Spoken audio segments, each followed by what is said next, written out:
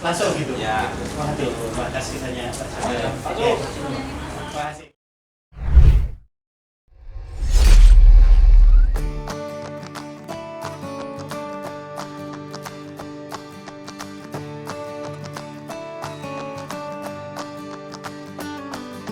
Dewan Pers memastikan Jawa Pos Radar Bojonegoro telah lolos verifikasi, baik administrasi maupun verifikasi faktual. Kepastian itu terungkap setelah Dewan Pers memverifikasi faktual di kantor Radar Bojonegoro, ini pada Kamis 12 Maret 2020. Proses verifikasi dihadiri oleh Ketua Komisi Penelitian, Pendataan, dan Ratifikasi Pers, Dewan Pers Ahmad Jauhar, yang ditemui oleh Direktur Radar Bojonegoro Zahidin, Wakil Direktur Jawa Pos Radar Marsudi Nurwahid dan Baihaqi, serta penanggung jawab dan pemimpin redaksi Radar Bojonegoro Dwi Setiawan dan Khorid Zainal Asrori. Proses verifikasi berlangsung gayeng. Jajaran pimpinan Radar Bojonegoro mampu menjawab dengan lugas beberapa pertanyaan yang diajukan Dewan Pers, termasuk mengecek fisik kondisi kantor yang berada di Jalan Ahmad Yani nomor 39. Radar Bojonegoro sudah 20 tahun berdiri dan tentunya sudah profesional, tutur Ahmad Jauhar. Menurut ia, verifikasi faktual ini sangat penting untuk membuktikan keberadaan media, terutama saat ini jumlah media terus bertambah, namun masih banyak belum terverifikasi. Verifikasi faktual ini menjadi langkah Dewan Pers untuk menetapkan jika lembaga media itu legal. Usai melakukan verifikasi, Dewan Pers menyerahkan surat verifikasi faktual kepada Direktur Radar Bojonegoro Zahidin. Disaksikan Wakil Dirut CPR Nurwahid, Baihaqi, dan karyawan Radar Bojonegoro di teras kantor Radar. Kepada Radar Bojonegoro, Jauhar juga mengungkap tentang fenomena disrupsi media, sertifikasi, profesionalisme media, dan tentang Radar Bojonegoro. Berikut petikan wawancara dengan wartawan Radar Bojonegoro, M. Suaib. Jadi begini, seperti saya sampaikan juga tadi di sekarang ini segala sesuatu yang terdisrupsi oleh teknologi digital termasuk media. Media merupakan sektor yang pertama kali terdisrupsi itu adalah media. Tapi media tidak pernah protes, seperti halnya waktu taksi dan sebagainya terdisrupsi itu mereka demo besar-besaran. Kalau media enggak, karena media sudah memahami cara kerja itu, sudah menguasai dan sudah sadar bahwa lambat atau cepat pasti akan datang iklim disrupsi seperti itu.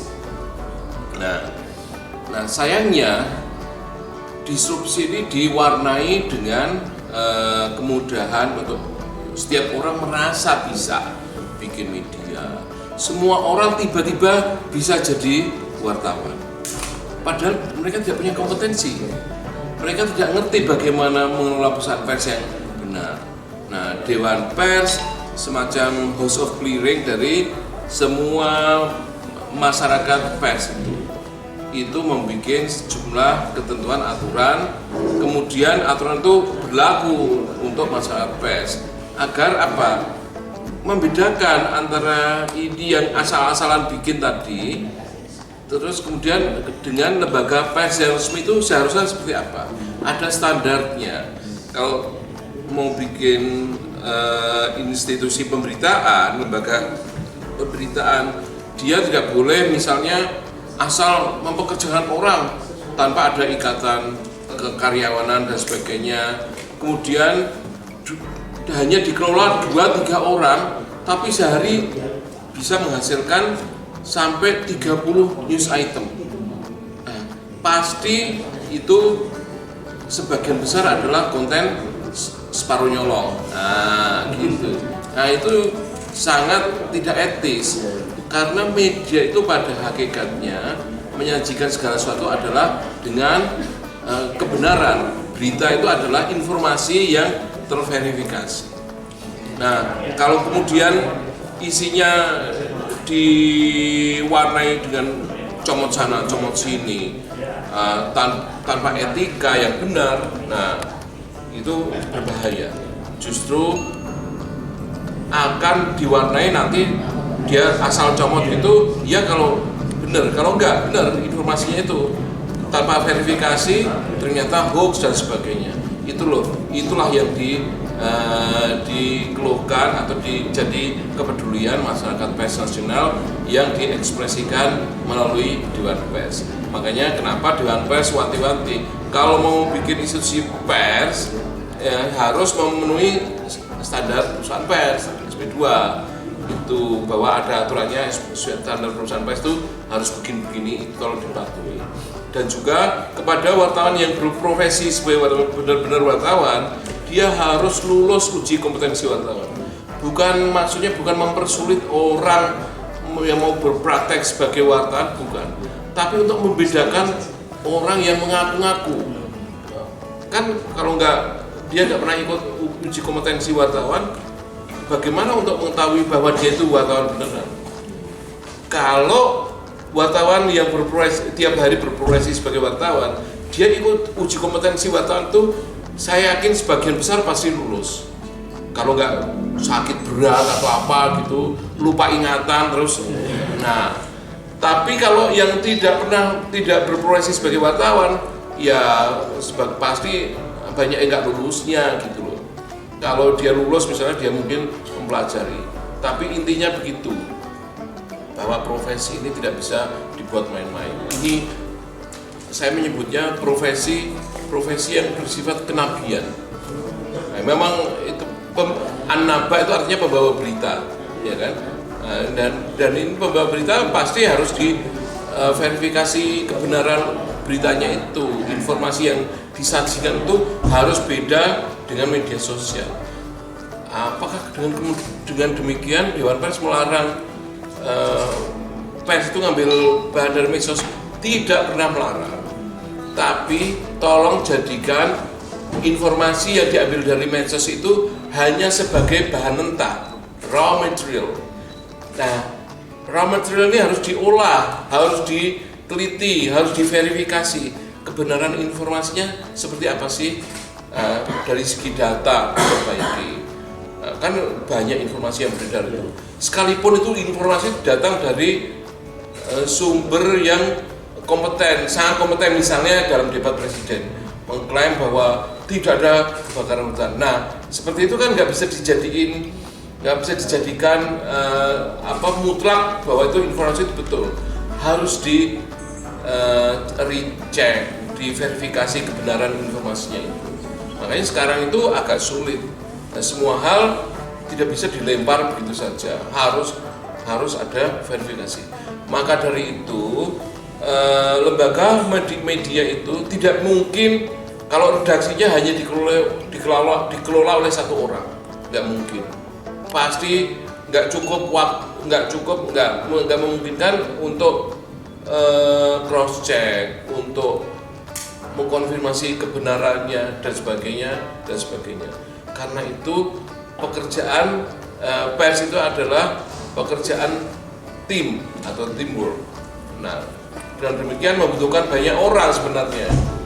Itu tadi saya katakan, kalau hanya dikelola oleh 2-3 orang, sehari bisa menghasilkan 30 news item, bohong.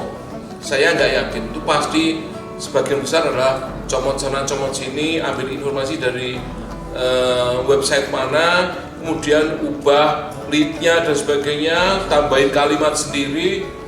Nah, apakah seperti itu pekerjaan pers? Tidak, itu pekerjaan tailoring seperti itu pekerjaan plagiator. Nah, plagiasi ini, pencurian item konten itu sangat perbuatan tercela di dunia jurnalisme. Legalitasnya sepanjang mereka mampu memenuhi ketentuan seperti diatur oleh standar perusahaan pers, ya dia berarti dia dapat digolongkan sebagai media yang reliable. Otherwise, kalau tidak, ya dia termasuk golongan yang tidak bisa dipercaya. Itu tadi akibatnya jadi abal-abal dan sebagainya. Hanya tujuannya bikin media itu hanya untuk yang penting jadi berbentuk seperti media, nanti jadiin akses untuk dapat kerjasama dengan Pemda dan sebagainya. Loh, bikin bikin media kan tujuannya bukan untuk itu. Tujuannya untuk merengkuh sebanyak mungkin jumlah pembaca. Nah, kalau pembaca yang besar ini itu menjadi daya tarik produsen apapun untuk beriklan, kan gitu. Bukan bikin media ditujukan hanya untuk merangkul instansi atau SKPD tertentu, tidak.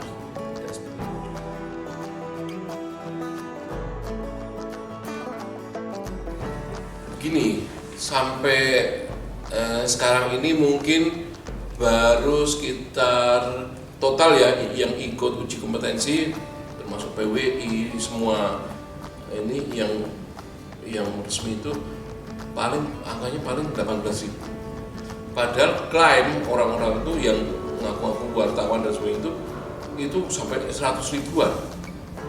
100 ribu yang ikut baru 18.000, di bawah 20%, di bawah 1/5.